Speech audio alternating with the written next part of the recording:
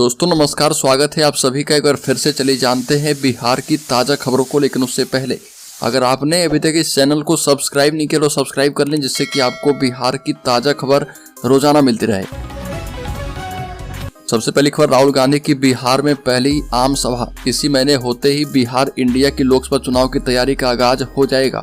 और बता दें कि राहुल गांधी की पूर्णिया में 30 को आम सभा होने वाली है। और भारत जोड़ो न्याय यात्रा के क्रम में अभी राहुल गांधी असम में हैं और 29 जनवरी को किशनगंज जिले के इस्लामपुर से बिहार में प्रवेश करेंगे और उसी दिन वो किशनगंज में सभा करेंगे। पर राज्य में बिहार इंडिया की पहली बड़ी रैली 30 जनवरी को पूर्णिया में होगी, जिसमें मुख्यमंत्री नीतीश कुमार भी शामिल होंगे। अगली खबर, 24 जनवरी को पटना के वेटनरी कॉलेज ग्राउंड में कर्पूरी ठाकुर जयंती समारोह का आयोजन किया जा रहा।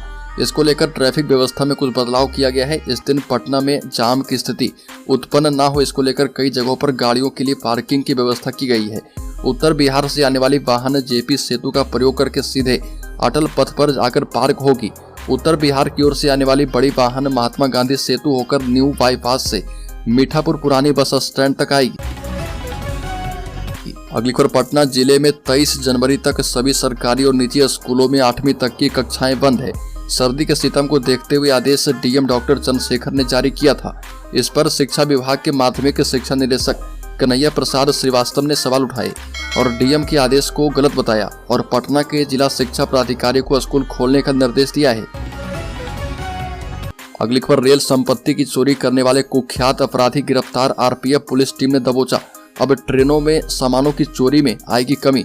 गया जिले में आरपीएफ पोस्ट की पुलिस टीम एवं जवानों ने रेल संपत्ति की चोरी करने के मामले में फरार चल रहे कुख्यात चोर को गिरफ्तार करने में सफलता हासिल कर ली है। पकड़ा गया कुख्यात चोर के विरुद्ध 12 दिसंबर 2023 को आरपीएफ पोस्ट में कांड संख्या 20/23 दर्ज किया गया था और दर्ज केस के बाद यह फरार चल रहा था और जिसकी गिरफ्तारी गुप्त सूचना के आधार पर की गई है। अगली खबर, बीपीएससी के द्वारा नए चयनित शिक्षकों को स्कूल में पदस्थापन किए जाने के बाद ऐप के माध्यम से निगरानी रखी जाएगी कि शिक्षकों को दी गई ट्रेनिंग के आधार पर शिक्षक क्लास में पढ़ा पा रहे या फिर नहीं पढ़ा पा रहे। इस ऐप के आधार पर वो कैसा पढ़ा रहे हैं और इसका सर्वे भी किया जाएगा। राज्य के सरकारी स्कूलों में पढ़ाने वाले शिक्षकों की मॉनिटरिंग के लिए नज ऐप तैयार किया जा रहा और इस ऐप की मदद से बीपीएससी की ओर से नियुक्त किए गए शिक्षकों की मॉनिटरिंग की जाएगी। बड़ी खबर, 2 बाइकों की टक्कर में युवक की मौत, घायल 2 युवकों की हालत गंभीर। औरंगाबाद में 2 बाइकों की टक्कर में एक युवक की मौके पर ही मौत हो गई। हादसे में 2 युवक गंभीर रूप से घायल हैं और घटना जो है गोह थाना क्षेत्र के निजामपुर गांव के पास की है। मृतक की पहचान ओबरा प्रखंड के खुदवा थाना अंतर्गत राम प्रवेश पासवान के पुत्र दुर्गा पासवान के रूप में की गई है। घायलों की पहचान गया डेल्हा थाना क्षेत्र के धनिया बगीचा निवासी सुनील बिंद और परिया निवासी बिगन बिंद के तौर पर हुई है। अगली खबर, नियोजित शिक्षकों को मौका, सक्षमता परीक्षा 26 फरवरी से 13 मार्च तक ऑनलाइन होगी। बता दें कि नियोजित शिक्षकों को राज्यकर्मी का दर्जा देने के लिए सक्षमता परीक्षा 26 फरवरी से 13 मार्च तक ऑनलाइन ली जाएगी। इसके लिए 1 से 15 फरवरी तक आवेदन करना होगा। बीपीएससी शिक्षक नियुक्ति परीक्षा 1 और 2 के लिए निर्धारित पाठ्यक्रम से ही सवाल पूछे जाएंगे और अभ्यर्थी 5 से 16 फरवरी तक एडमिट कार्ड डाउनलोड कर पाएंगे। इस एडमिट कार्ड को जिला कार्यक्रम प्राधिकारी द्वारा वेतन भुगतान पंजी से सत्यापित करके भौतिक हस्ताक्षर के बाद 6 से 16 फरवरी तक अपलोड किया जाएगा। बड़ी खबर, जेडीयू के प्रदेश प्रवक्ता डॉक्टर सुनील सिंह ने पार्टी से अपना इस्तीफा दे दिया है और कहा कि 15 साल पहले नीतीश कुमार के आदर्शों से प्रभावित होकर ही पार्टी ज्वाइन किए थे। जिस नेतृत्व को सोच करके वो पार्टी से जुड़े थे, अब वो नहीं बचा।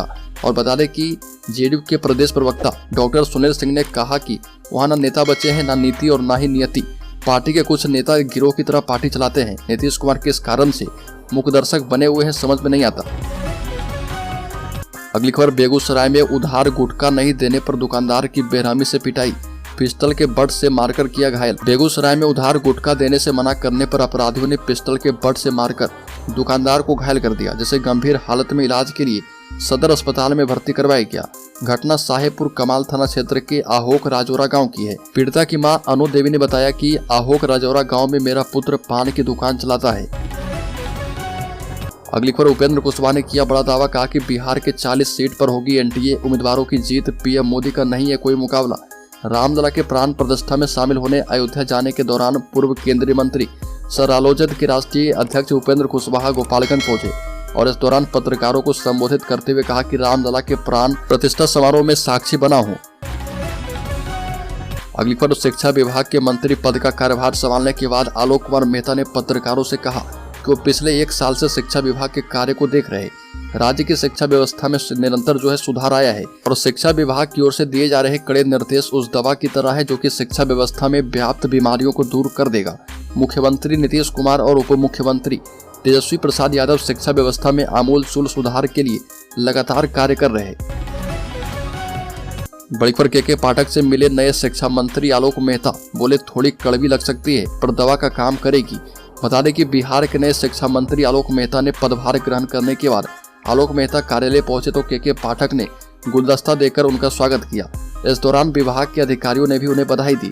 पदभार ग्रहण करने के बाद आलोक मेहता ने मीडिया कर्मी से बातचीत में कहा कि गुणवत्तापूर्ण शिक्षा हमारी पहली प्राथमिकता होगी और इसके लिए हरसंभव प्रयास किए जाएंगे। इससे पहले उन्होंने विभागीय अधिकारी के साथ बैठक की और विभाग के कामकाज के बारे में विस्तार से जाना। बैठक में विभाग के अपर मुख्य सचिव के पाठक समेत तमाम पदाधिकारी उपस्थित थे। अगली खबर, नियोजित शिक्षक एवं लाइब्रेरियन भर्ती फर्जीवाड़ा मामले में 72,000 शिक्षकों के फोल्डर नहीं मिले। 100 से भी ज्यादा FIR दर्ज किए गए हैं। राज्य में नियोजित शिक्षकों और लाइब्रेरियन की बहाली में हुए फर्जीवाड़ा की जांच पिछले 9 वर्षों से चल रही है। हाईकोर्ट के आदेश के बाद निगरानी ब्यूरो को यह मामला 2015 में सौंपी गई थी। इतने लंबे समय से चल रही उस जांच में अब तक 72,168 शिक्षकों के फोल्डर निगरानी ब्यूरो को अब तक प्राप्त ही नहीं हुए हैं और इस मामले की जांच को जल्द पूरी करने के लिए निगरानी ब्यूरो के स्तर पर कवायद तेज हो गई है। अगली पर, पिछड़ा वर्ग आवासीय विद्यालय का कैलेंडर किया गया जारी। साल में 3 बार परीक्षा। पिछड़ा वर्ग एवं अति पिछड़ा वर्ग की छात्राओं के लिए अन्य पिछड़ा वर्ग कन्या आवासीय +2 उच्च विद्यालय का वर्ष 2024-25 के लिए शैक्षणिक कैलेंडर जारी कर दिया गया और विभाग ने 1 अप्रैल 2024 से इस शैक्षणिक कैलेंडर को लागू किया है। बिहार के 11 जिलों में पूर्व से 12 अन्य पिछड़ा वर्ग कन्या आवासीय +2 उच्च विद्यालय है। अगली खबर, बिहार के उप मुख्यमंत्री तेजस्वी यादव ने सुप्रीम कोर्ट के समक्ष एक हलफनामा दाखिल करके अपने केवल गुजराती ही ठग हो सकते हैं वाली टिप्पणी बिना शर्त के वापस ले ली है। अपने हलफनामे में तेजस्वी यादव ने कहा कि उनकी टिप्पणी का उद्देश्य गुजराती लोगों को ठेस पहुंचाना या फिर किसी विशेष राज्य के समुदाय को निशाना बनाना नहीं था। अगली खबर, बिहार में बीजेपी की दनादन रैलियां। 4 को पीएम मोदी की बेतिया में रैली, 30 को कटिहार आएंगे जेपी नड्डा। बता दें कि आगामी लोकसभा चुनाव के मद्देनजर बिहार भाजपा के वरिष्ठ नेताओं का बिहार दौरा तेज हो गया है। इसी क्रम में प्रधानमंत्री मोदी बेतिया रहे। आगामी 4 फरवरी को बेतिया में उनकी रैली प्रस्तावित है। इसके पहले 30 जनवरी को कटिहार में भाजपा अध्यक्ष जेपी नड्डा की रैली होगी। फरवरी में गृह मंत्री अमित शाह भी बिहार दौरे पर आएंगे और बिहार भाजपा के नेताओं के मुताबिक प्रधानमंत्री को पहले 27 जनवरी को ही आना था, लेकिन बाद में पीएम मोदी का दौरा स्थगित कर दिया गया था और अब 4 फरवरी को पीएम मोदी का बेतिया में कार्यक्रम तय हो चुका है।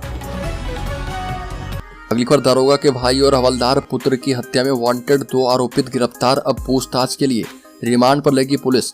भोजपुर पुलिस ने झारखंड में तैनात दारोगा के भाई और हवलदार पुत्र की हत्या में वांछित 2 नामजद आरोपित को गिरफ्तार किया है।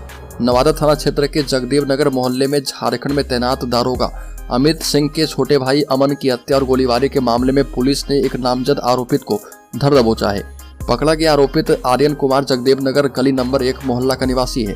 पकड़े गए आरोपित की पुलिस को गोलीबारी एवं तोड़फोड़ के दूसरे मामले में भी तलाश थी और पुलिस पूछताछ करने में लगी है। अगली खबर, मुख्यमंत्री नीतीश कुमार के इस नेता पर अब बीजेपी की नजर। पार्टी में शामिल करवाने के लिए सम्राट चौधरी भी तैयार। लोकसभा चुनाव से पहले ही धीरे धीरे मुख्यमंत्री नीतीश कुमार की पार्टी से कई नेता उनका दामन छोड़ते नजर आ रहे। ऐसे नेताओं की लिस्ट बेहद लंबी है और विपक्षी दलों का दावा है कि अब ये शुरुआत ही है। कुछ महीने मुख्यमंत्री नीतीश कुमार की पार्टी से अलग हुए आरएलजेडी सुप्रीमो उपेंद्र कुशवाहा ने साफ कह दिया था कि जेडीयू में भगदड़ तो मचेगी ही और कई नेता इसमें अलग हो सकते हैं।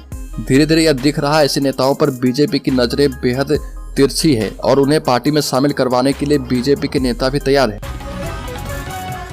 बड़ी खबर, ललित यादव ने राजस्व एवं भूमि सुधार मंत्री का लिया पदभार। गरीबों को जमीन दिलवाने का दिया आश्वासन। बिहार सरकार के राजस्व एवं भूमि सुधार मंत्री के रूप में ललित यादव ने पदभार ग्रहण कर लिया है। विभाग पहुंचने पर अपर मुख्य सचिव ब्रजेश मेहरोत्रा ने बुके देकर उनका स्वागत किया और मीडिया से बात करते हुए ललित यादव ने कहा कि मुख्यमंत्री नीतीश कुमार और डिप्टी सीएम तेजस्वी यादव ने उन पर विश्वास जताया है और राजस्व एवं भूमि सुधार जैसी अहम विभाग की जिम्मेवारी सौंपी है। इसके लिए दोनों का आभार है, वो अपनी जिम्मेवारी को बखूबी निर्वहन करने को लेकर प्रयास करेंगे और गरीब वंचितों को जल्द से जल्द भूमि दिलवाने का काम करेंगे। अगली खबर के पाठक और पटना डीएम के बीच बढ़ी तकरार, कलेक्टर ने पत्र लिखकर बता दिए नियम कायदे। शिक्षा विभाग के एडिशनल चीफ सेक्रेटरी के पाठक और पटना के डीएम के बीच तकरार बढ़ गई है। पटना के डीएम चंद्रशेखर सिंह ने माध्यमिक शिक्षा निदेशक को एक पत्र लिखा है। इस पत्र में डीएम ने अपने अधिकार और कार्यक्षेत्र के बारे में बता दिया है। डीएम ने कहा कि क्षेत्राधिकार से बाहर होने के कारण शिक्षा विभाग को अधिकार नहीं है। पत्र में लिखा कि क्षेत्राधिकार के तहत धारा 144 लगाने का अधिकार डीएम को है। दंड प्रक्रिया संहिता 1973 की धारा 144 में प्रदत्त शक्ति मिली है। इसके तहत शिक्षा विभाग से अनुमति लेने का कोई प्रावधान नहीं है। इसके तहत किसी गैर न्यायिक आदेश से इस पत्र को बदला जा सकता है। बड़ी खबर, इंजीनियर और डॉक्टर बनने की प्रवेश परीक्षाओं में अपने बेहतर रिजल्ट के लिए विख्यात संस्थान एलिट इंस्टीट्यूट ने सीबीएसई, जेईई और नीट 2024 के छात्र छात्राओं के लिए 1 महीने तक फ्री एजुकेशन की घोषणा की है। पत्रकारों को संबोधित करते हुए एलिट इंस्टीट्यूट के संस्थापक निदेशक अमरदीप झा गौतम ने बताया कि एलिट की ज्ञानोदय योजना के अंतर्गत इस वर्ष जेईई और नीट की परीक्षाओं में सम्मिलित होने वाले छात्र छात्राओं के अलावा सीबीएसई बोर्ड के 12वीं के छात्रों के लिए 1 महीने का फ्री एजुकेशन मुहैया करवाया जा रहा और जिसमें कोई भी छात्र छात्राएं किसी भी चैप्टर को पढ़ सकते हैं, वो अपने किसी भी डाउट को क्लियर कर सकते हैं। एलिट के निदेशक ने बताया कि आमतौर पर स्टूडेंट पूरे सेशन अपनी परीक्षा की तैयारी करते हैं, पर अंतिम दिनों में उन्हें सपोर्ट की आवश्यकता होती है।